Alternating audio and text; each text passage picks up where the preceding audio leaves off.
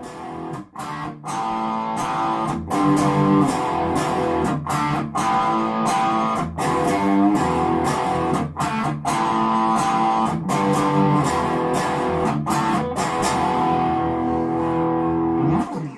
everyone and welcome to the 8th lesson in the Complete Rock Guitar Beginners series.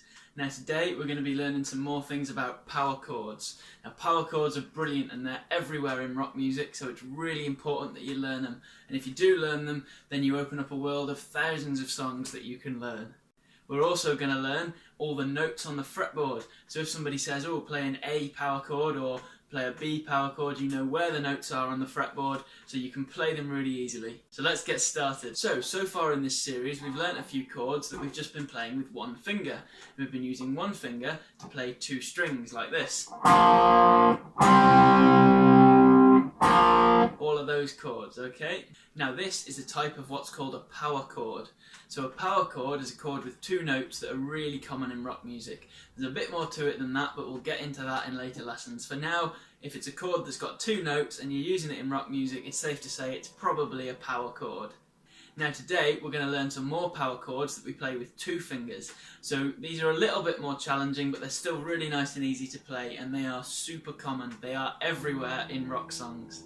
And we're going to be learning them by learning the cool riff that you heard at the beginning of the video.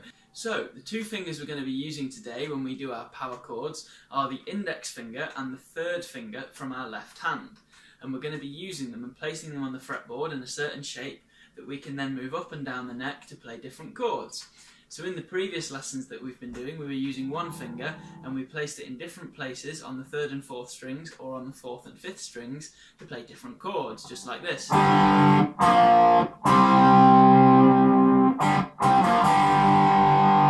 So we can place the same shape in different parts of the neck to create a different sound that's higher or lower, and then we can put those together to make some cool riffs. So we're doing exactly the same thing as what we've been doing before. So the first power chord that we're going to learn today is on the 5th fret and the 7th fret. So I'm placing my index finger on the 5th fret of the lowest string on the guitar. So that's the low E string, so it's the thickest string. And then at the same time I'm going to use the third finger on my left hand and place that on the 7th fret of the string just underneath it, which is the A string. So that's the 5th string on the guitar. So this is what it looks like in tab. And this is what it sounds like when you play it.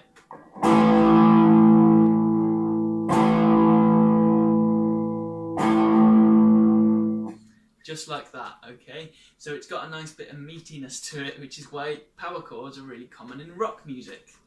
Now when you're playing this, as always, it's really important to keep your fingers relaxed. It might feel awkward using all of these fingers at once, rather than just using one at a time that we've been using so far, but with a bit of practice you will get used to it, as long as you remember to stay relaxed and play slowly in the beginning. So don't try and force your hands to play the note, don't try and squeeze the neck really hard, don't try and fight the guitar. Instead, keep your thumb behind the neck, put your fingers in the right place, and then just strum those two strings and try and keep everything as relaxed as possible. So once you've learnt that shape, we can then move that up or down the neck to form different power chords. So we can play it on the 5th and 7th frets like this, like we were just doing, or we can move it down to the 3rd and 5th frets, or we could move it up here to the, say, 10th and 12th frets, just like that. So you can move it up and down to play the same shape in different positions. So the only thing you need to remember is to remember that whatever fret your index finger is on, your third finger is on the next string down and it's on the fret 2 frets up. So if I put my index finger, say, on the 9th fret, then that means my third finger needs to be on the next string down on the 11th fret. Just like that.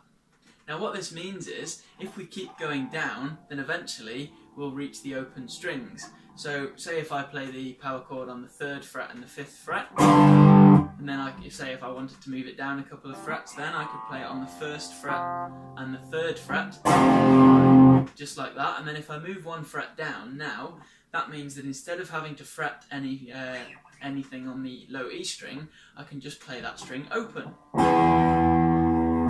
And then because that's open, so that's technically fret 0 as we write in tab, then I can place whatever finger I like. Say I can use my third finger again, and I can place that on the 2nd fret of the next string down, and that forms another power chord. Just like that.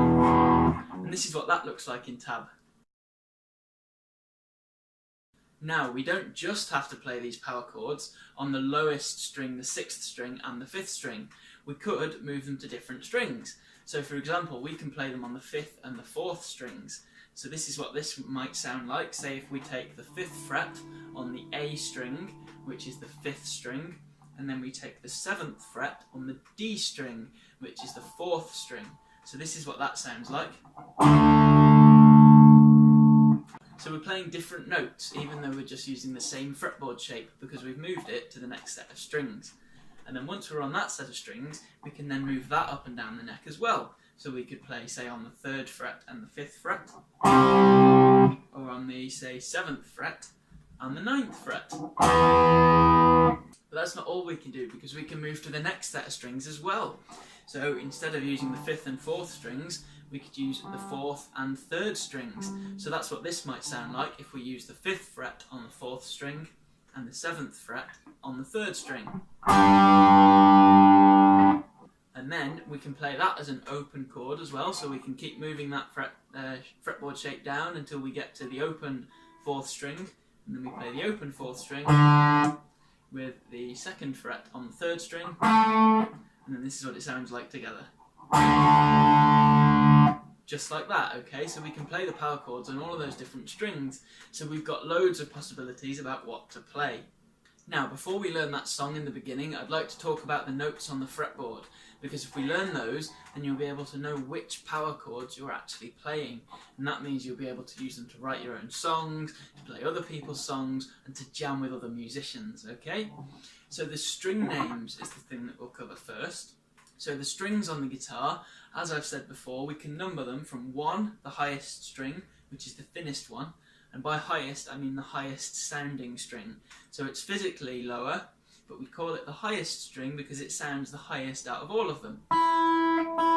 That, for instance, sounds much higher than. So we've got this string, which is the first one, and then the 6th string, which is the thickest one, down here. Now, these have all got note names. So if I play this string, which is the highest one, that's called the E string, because when you play that open note, that's an E note.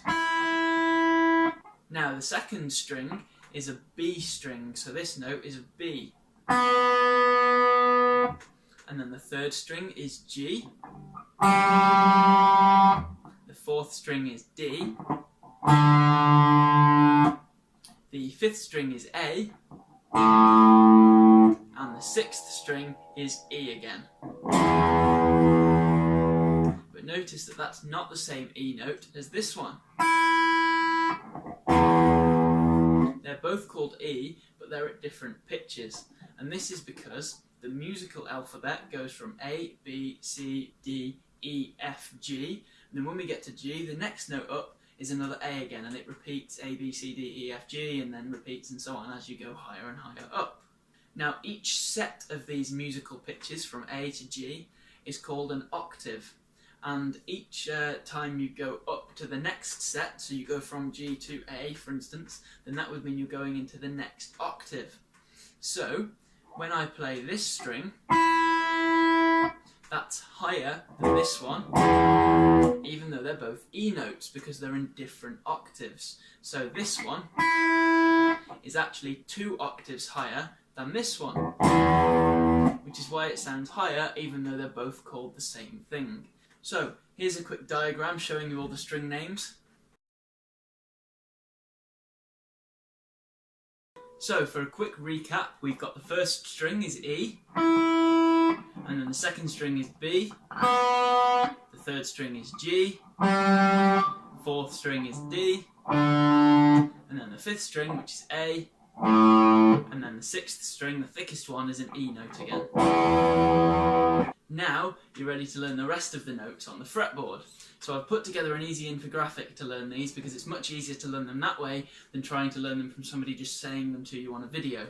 So that's available free on the website in the description below. You don't have to pay or sign up for anything, it's all just there on the webpage. And here's what the infographic looks like, just so you can get a quick idea of what it's all about. Right then, so once you've studied that for a bit and you've got a basic idea of the notes on the fretboard, now we're going to talk about the root notes of the power chord shape that we've been learning. So the root note of a chord is the note that holds it all together. So it's the note that the chord is based on. So if you play, say, a D chord, then the root note of the chord is D, because that's what the chord's named after, that's the note that the whole chord is based around.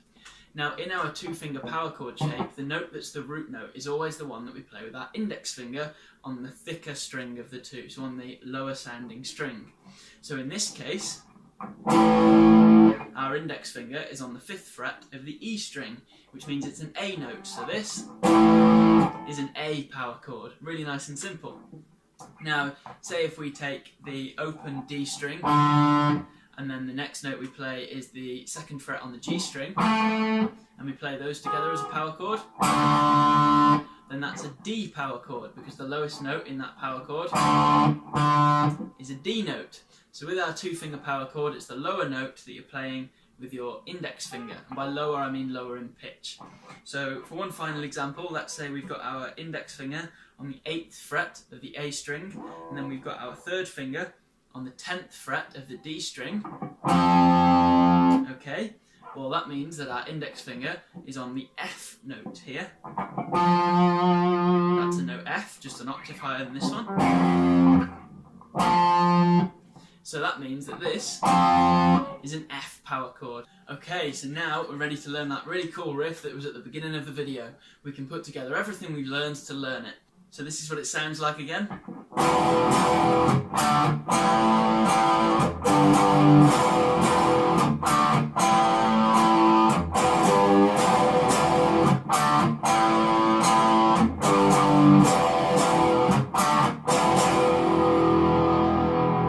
Just like that. So there are 4 parts that we're going to learn. So the first one goes like this.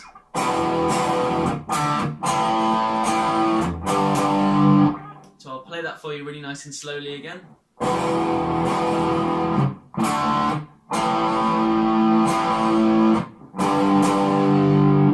as you can see, all we're doing is using those power chord shapes we've already learned and then moving them around a bit. So the first thing we do is play the E power chord with the open E string and our index finger on the 2nd fret of the A string. We play those two together to play the E power chord, and we strum that twice, just like that. And then we go down and we place our index finger on the 2nd fret of the G string, and we play that at the same time as strumming the open D string, just like that. So that makes a D power chord. So listen closely to the rhythm, and when we go through the tab in a moment, you'll see the rhythm notation on there, which you'll be able to read if you've seen the last rock beginner lesson. So this is what we've got so far.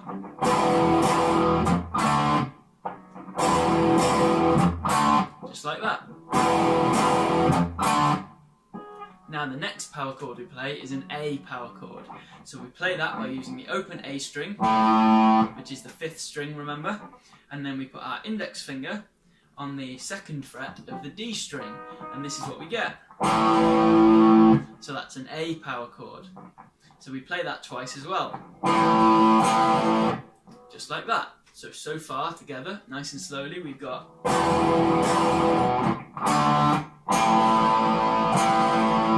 So we're going E power chord, D, A. And then the next thing we do is we put our index finger on the 3rd fret of the low E string, and then we put our 3rd finger on the 5th fret of the A string. So that means we get this, which is a G power chord, and we strum that twice again. So this is what we've got so far, really nice and slowly.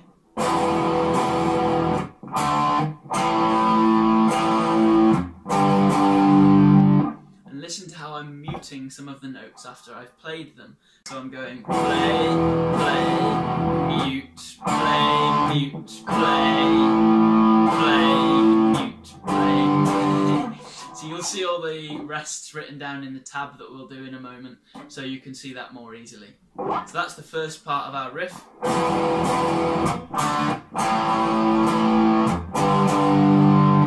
Now the second part is really similar. This is what the second part is. I'll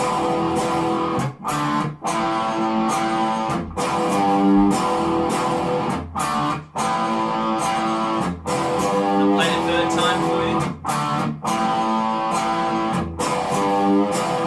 So I thought I'd play that a few times to get the sound in your head. So as you can see, most of that is the same. We've got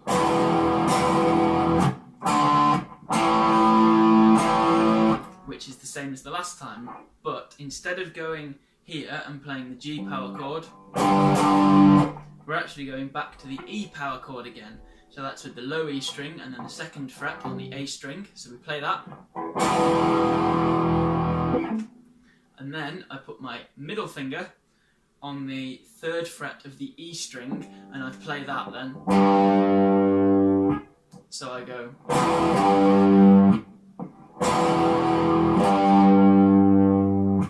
So I play this chord, the E power chord, and then I lift up my index finger from that second fret and I put my middle finger down on the third fret of the low E string and play that just on its own. So we're not playing a power chord there, we're just playing a single note. So the second part all together.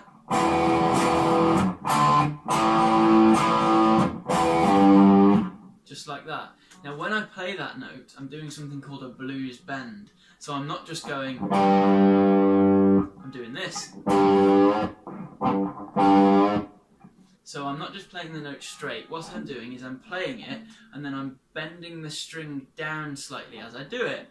So you press the string down and then you pull it down slightly so it bends the string. That's why it's called a bend, because you're literally bending the string. And that makes the note go up in pitch slightly.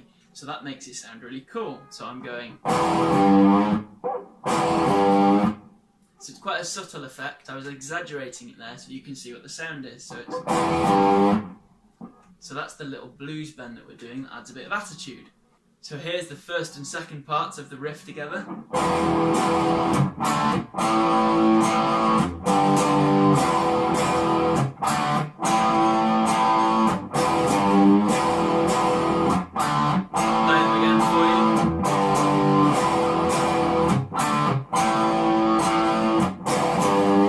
So listen for that little blues bend there, it sounds quite cool. Now the third part of the riff we play is super simple because it's exactly the same as the first part. And then we get to the fourth part of the riff, so this is where the riff finishes off. And we go. So again we've got the E power chord with the low E string and the second fret on the A string, and we strum that twice. And then we mute.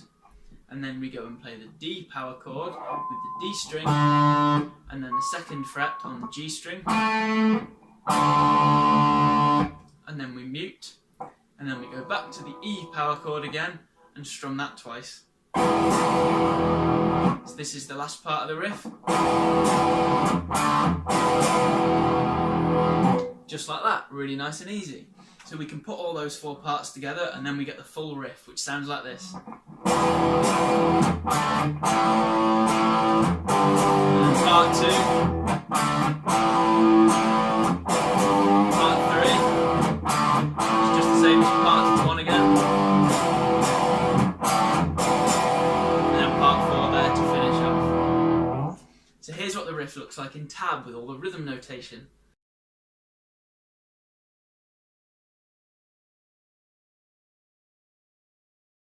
So when you're practicing this, pay really close attention to where the rests are in the riff and what the rhythm is doing, because that's really important. And I've written this riff to include some really cool rhythms to inspire you to create some of your own ideas and to practice your rhythm skills, particularly when you're reading rhythms off the page. So the tabs for this, both in Tux Guitar and PDF formats, are all down below on my website, so you can check those out. And that rounds off the lesson. So I really hope you've enjoyed this and you've got something out of it. So we've learned all of the notes on the fretboard, we've learnt the notes of the open strings, we've learnt how to play a new power chord shape on loads of different strings, loads of different places, we've learnt a really cool riff, and we've learnt what these power chord names actually are. So you know, this is a D power chord and this is a G power chord, for instance. So I hope that's been really useful to you, and I'm aiming to release one of these beginner rock guitar lessons every single day, so stay tuned tomorrow for the next one. If you've enjoyed it, then please subscribe, like, share, comment, whatever, you know the drill, and hopefully we'll see you in the next lesson.